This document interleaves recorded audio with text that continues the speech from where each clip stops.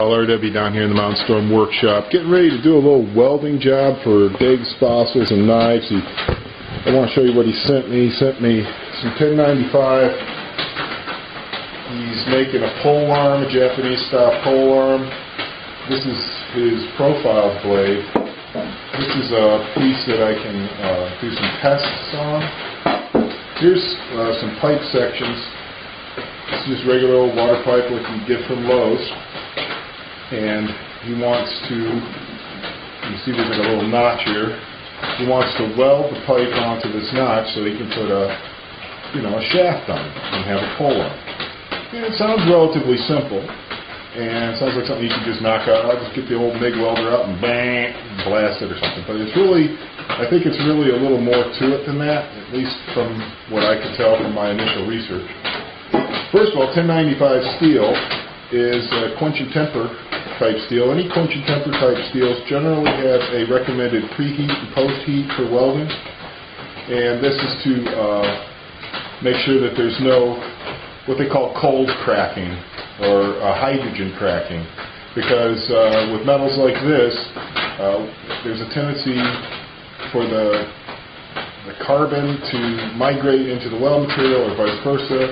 There's also the tendency for the material to take in hydrogen as it's cooling, if it's cooling too fast or if it's heated up from a cold state.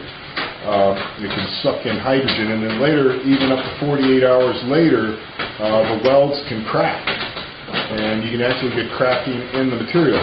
Now also consider that Diggs is going to send this off to Peter's Heat Treat, for tempering, for heat treatment and tempering and all that. So this is a piece of metal that you do not want to disturb the grain structure in some localized area, like just in this little zone right here, disturb the grain structure. You can form something that's very brittle right in here, or something that doesn't take heat treatment properly, or reacts differently to the heat treatment than the rest of the blade, and that could be lead to short life, adverse effect of the whole process.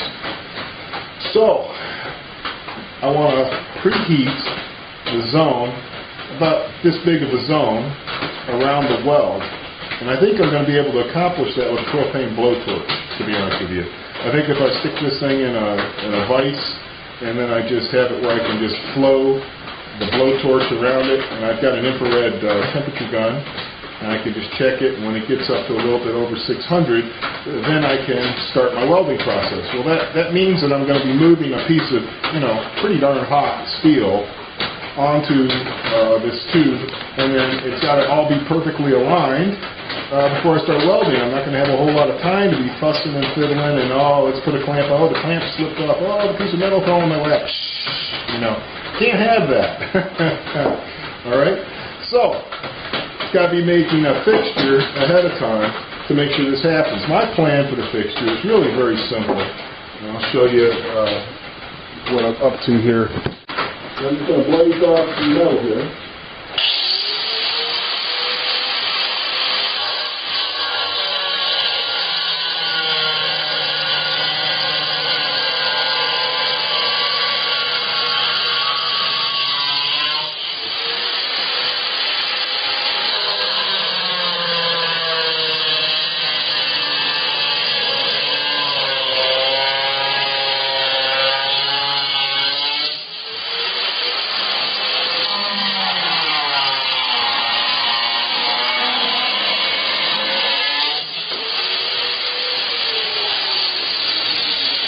So this one is basically all the cutting that I need to do.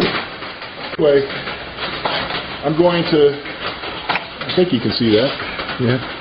I'm going to be putting these pieces basically, just going to blast those on right there and right there, dead 90, okay? And that'll definitely locate the pipe section. The pipe will just drop down in there. And I should be able to also tweak that a little bit with the pliers or whatever if I got to get the tube centered.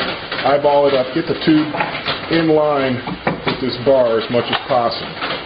And then, on this end, because the blade's going to lay on it like this, I'm going to cut a notch in here to receive the blade and support it side to side. So it'll be a nice tight fit. and then I'll find out what height that needs to be at, mark it, cut it, and tack it right there. And I'll do the same at the other end.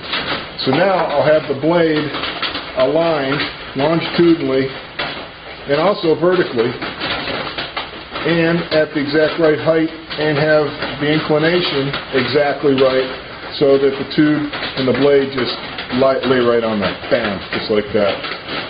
So this is the first thing I want to build, because that'll get me started.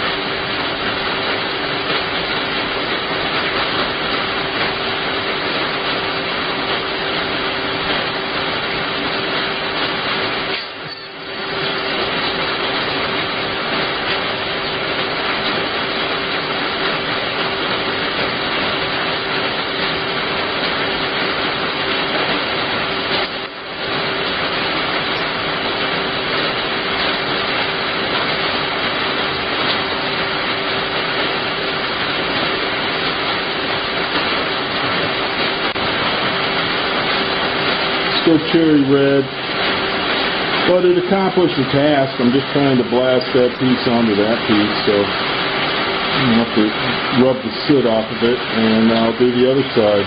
Alright, I have to have a little more stick out on the electrode, so I turn my gas up a little bit, just to be able to get into this little channel space. So basically, if I get right in here like this, I can just slide right along.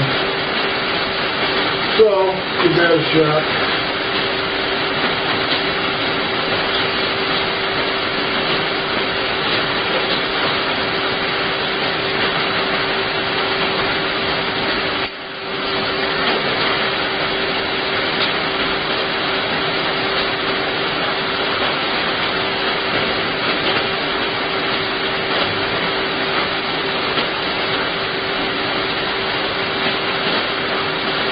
Beautiful weld, but a functional weld. So now I've got the part that'll trap the tube. I'm probably going to have to straighten it out, because you can see this side's pretty much 90 and this side's got a little kink to it. It's going to throw the tube off to one side. So I'm going to have to tweak it a little bit and get it the way I want. That's because I put so much heat in here. Alright, so I'm still working on my fixture, but I've gotten far enough along I think I can kind of give you the idea of what I was up to. Is if I make a nice slot that fits the blade pretty tight and keeps it perpendicular to the table and all that. And this is the test piece of metal. And then I got to put another one on the end over here. I need to make one more notched piece. Same as that. Get it at exactly the right height, and